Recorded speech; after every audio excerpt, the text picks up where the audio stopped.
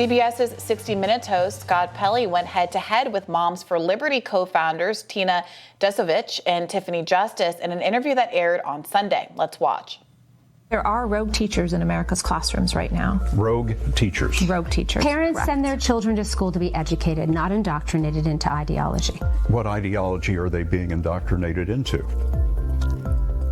Let's just say children in America cannot read. They often dodged questions with talking points. You're being evasive.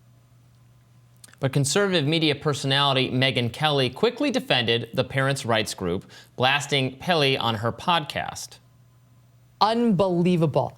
I'm ashamed of you, Scott Pelley. I'm ashamed of you. You're disgusting. You failed America's children. I'm glad you feel so good about yourself. But my kids and the kids of anybody who's got young ones who are in elementary school or middle school are the ones who are going to pay the penalty for the, using your favorite word, disinformation you put out on CBS News last night. Mike Wallace is rolling over in his grave. Ed Bradley, too. News outlet Mother Jones tore into the organization's co-founders, writing that they had a chance to explain themselves, but it didn't go well. According to the write-up, the pair failed to describe the core mission of the organization, writing that they, quote, repeatedly struggled to explain their platform beyond empty talking points that have fueled the culture war in schools. They also failed to present facts to back up various claims. That is in the view of Mother Jones.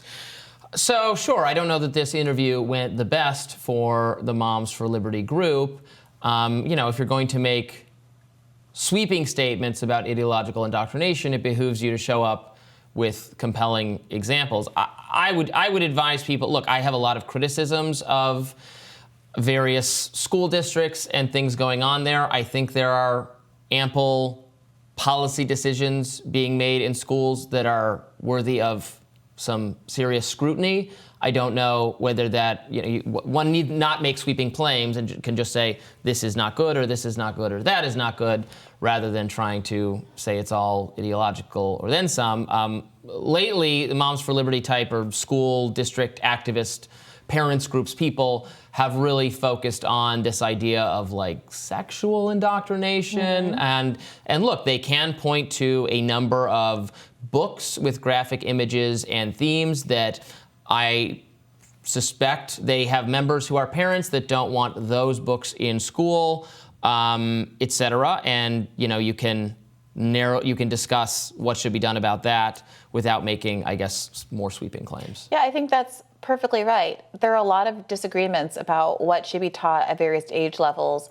I have those conversations all the time with close friends and loved ones who are teachers who teach high school, where the issue isn't whether or not something's really appropriate in terms of like sex, but there's a lot of stuff in the world, and you have to filter it down and figure out what's most important. And these are really fascinating, important, philosophical and intellectual conversations.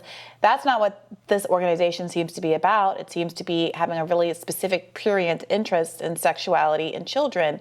And in this interview, there was an attempt to get them to kind of own this idea of being interested in grooming and accusing teachers of grooming. But Pelley asked, about that. What do they mean by teachers and librarians saying that they're grooming kids? And again, they were evasive, leading Pelley to ask, grooming does not seem like a word you want to take on, pushing back. But it seems like there's an obvious kind of political appetite and political interest in making exactly what you describe as these big sweeping claims that have an effect on stigmatizing a broad population and, frankly, justifying stripping funding from school districts where people do have educational challenges. Some kids aren't up to grade level, and I don't know how those are going to be helped by draining public resources from those institutions. These women, if they want, can homeschool their kids. They can enroll their kids in private institutions. Megyn Kelly, certainly until recently, was sending her daughter to a very elite girls' school in New York to Spence, a private institution that costs tens of thousands of dollars a year. Those are options that people have, at least rich people have, for their kids. But this does, the narrative, the broad sweeping narratives that are attached to public schools do seem to have the goal of not just making discrete changes in a kid's education, but to undermining the integrity of those institutions in the first place. Yeah, I frankly think this direction that parents' rights groups have gone down in terms of being obsessed with this whole grooming idea has gotten in the way of a lot of more legitimate criticisms of certain public school districts. I was just reading back through stories I had written a few years ago when I spent a lot more of my, before Rising, I spent a lot more of my time primarily on an education beat looking at policies on campuses and schools. And I wrote a lot of these stories where there would be like, so I just pulled this one up again. This was in Seattle, where they had a proposal to force, and this, I think this was the city forcing this on the school district. I'd have to look more closely, but to teach that, to require in the curriculum that math is that math is used to justify economic oppression, and reinforces that math itself reinforces inherent inequality, and that standardized testing is deliberately designed to be racist. Like, these are very debatable propositions that should not be assumed from the standpoint of the curriculum, that that's just how you're supposed to instruct kids. And in fact, the whole idea that like standardized testing is a specifically bad or even racist way to measure success has, I think, been a pernicious idea that, in fact, even many leftists debate and disagree with and think the move away from standardized testing has actually been harmful to marginalized kids because of all the ways to measure ability or to gain advancement throughout the school system or to qualify for higher ed.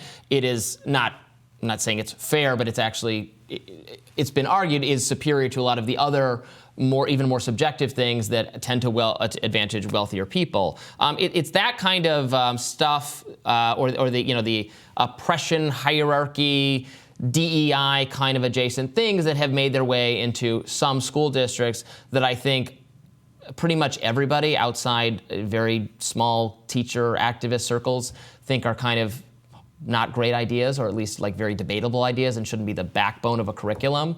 That was, I think, the parents' rights groups were on much more solid ground objecting to some of that stuff, and the kind of look, I have a hard time.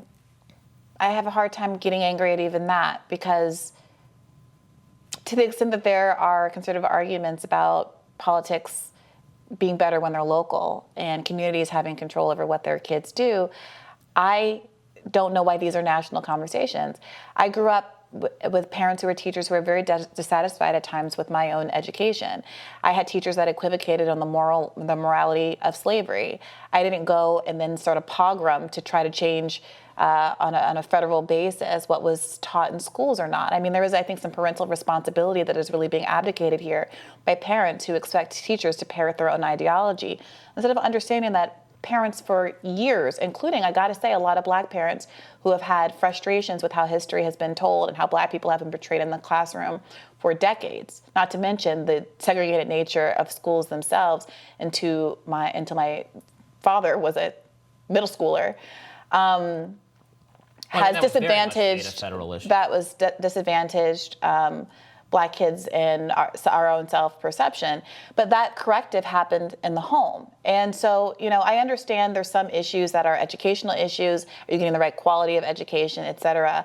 But a lot of this does seem to be an effort, frankly, to stigmatize LGBT people, which they denied in the course of the interview, but to press a social agenda more broadly and using children and people's sensitivities around kids to do it, which doesn't seem to be working very well as they're getting more of a platform and more exposed. Yeah, I mean, I think the solutions are best left to the local level. I also don't think everything should be made into a federal issue, but Moms for Liberty would probably say while they're a national organization, they have chapters all over the country, and I mean, they are trying to call attention within the local area to what they say are legitimate concerns in the schools. I think some of them are legitimate and others are not, but we continue to debate it here on the show. More Rising right after this.